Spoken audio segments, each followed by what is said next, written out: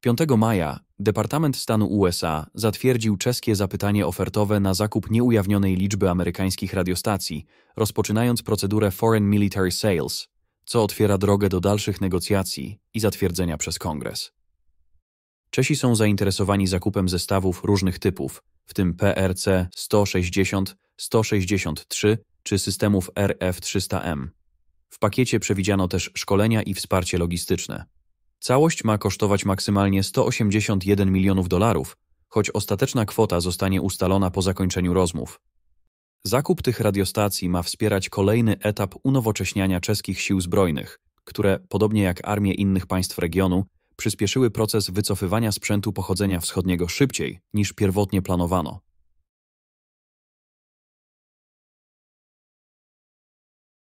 Dwudziestego 21 kwietnia amerykańska firma AeroVironment poinformowała o podpisaniu kontraktu z Ministerstwem Obrony Włoch na dostawę bezzałogowych aparatów latających JUMP 20. Umowa o wartości ponad $46 milionów obejmuje dostawy nieujawnionej liczby dronów, wsparcie logistyczne i techniczne oraz szkolenie personelu. Realizacja przewidziana jest na 5 lat. JUMP 20 zastąpią używane dotąd drony rodziny Shadow. Platformy te mogą wykonywać loty trwające ponad 13 godzin na odległość do 185 km od stanowiska kierowania. Ich głównym zadaniem będzie rozpoznanie i dozór powietrzny.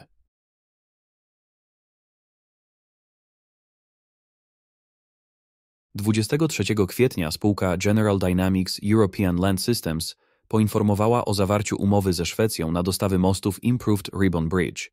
Nie podano wartości kontraktu ani terminu realizacji, ale jest to kolejny krok w rozbudowie zdolności przeprawowych szwedzkich wojsk lądowych. Improved Ribbon Bridge to następca systemów Standard Ribbon i Floating Support Bridge, używanych wcześniej przez US Army i Marines. Mosty te mają większą nośność oraz uproszczoną obsługę. Można je rozstawiać szybciej, wymagają mniejszej liczby żołnierzy i pojazdów pomocniczych, a także sprawdzają się na rzekach o silniejszym nurcie.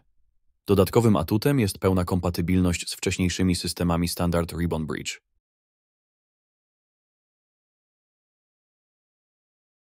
Ministerstwo Obrony Wielkiej Brytanii i firma Airbus poinformowały 12 maja o dostarczeniu pierwszego z 6 nowych śmigłowców wielozadaniowych H-145 dla wojsk lądowych. Maszyny te będą stacjonować poza granicami kraju, w Brunei oraz na Cyprze. Pełną gotowość operacyjną mają osiągnąć do 2026 roku.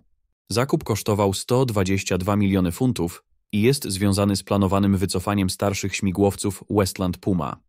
Kontrakt podpisano w kwietniu 2024 roku jako rozwiązanie pomostowe wobec opóźnień w realizacji programu nowego śmigłowca średniego, który wciąż nie ma zatwierdzonego wykonawcy.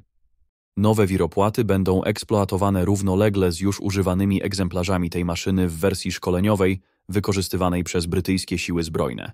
Co ważne, Ministerstwo Obrony zaznacza, że nowa partia śmigłowców pozostanie w służbie na dłużej i nie planuje się ich zastąpienia przez maszyny z programu New Medium Helicopter.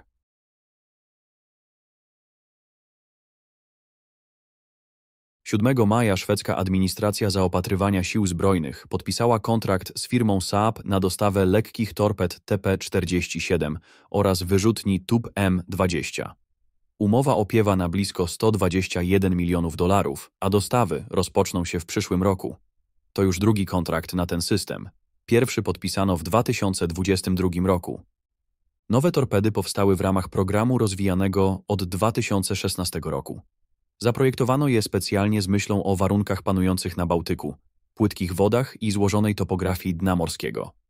Próby ogniowe przeprowadzono m.in. z korwety Wisby oraz okrętu podwodnego Gotland. Obecnie trwa proces integracji torped ze śmigłowcami. TP-47, znana również pod nazwą eksportową Saab Lightweight Torpedo, została już zamówiona przez Finlandię. Trafi na uzbrojenie okrętów Hamina oraz nowych korwet Pohjanmaa.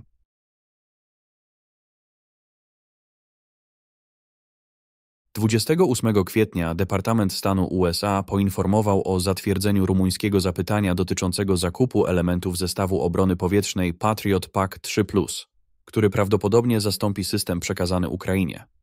Rumunia wnioskuje o zakup m.in. radaru, stanowiska dowodzenia, 2 wyrzutni M903, generatora oraz pakietu części zamiennych i wsparcia technicznego. Maksymalna wartość kontraktu to $280 milionów, jednak rzeczywisty koszt może być niższy dzięki rabatom lub funduszom pomocowym ze strony Stanów Zjednoczonych. Bukareszt posiada obecnie 3 zestawy Patriot. 4. został przekazany Ukrainie. Dostawy rozpoczęto w 2020 roku, a Rumunia zdecydowała się na amerykańską konfigurację systemu, w przeciwieństwie do Polski czy Szwecji. Poza zestawem mającym zastąpić lukę po przekazanym, rząd planuje zakup 3 dodatkowych, które trafią do wojsk lądowych.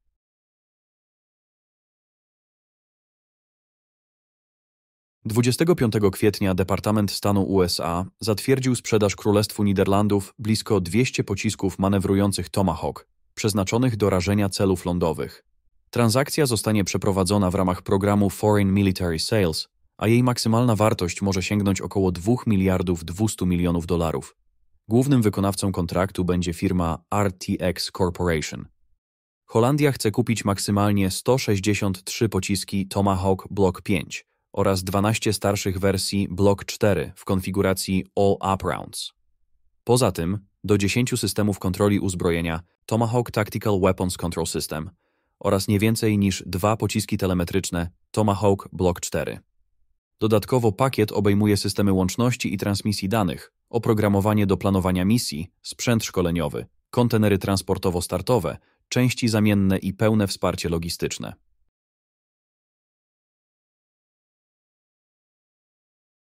5 maja opublikowana została informacja, że Stany Zjednoczone i firma Lockheed Martin podpisały umowę, która rozpoczyna realizację greckiego zamówienia na 20 myśliwców wielozadaniowych F-35A Lightning II. Kontrakt wart nieco ponad $17 milionów obejmuje wsparcie inżynieryjne, przygotowanie projektu zgodnego z wymaganiami odbiorcy oraz rozpoczęcie szkolenia personelu. Umowa ta to pierwszy krok w ramach szerszego porozumienia międzyrządowego, które Grecja podpisała z USA w lipcu ubiegłego roku. Dostawy mają ruszyć w 2028 roku i zakończyć w 2033. Początkowo samoloty będą stacjonować w Stanach Zjednoczonych, a do Greków trafią 2 lata później. Grecja stanie się drugim krajem nad Morzem Śródziemnym posiadającym F-35. Nowe myśliwce mają uzupełnić krajowe siły powietrzne, które obecnie operują zmodernizowanymi F-16 oraz francuskimi Dassault Rafale.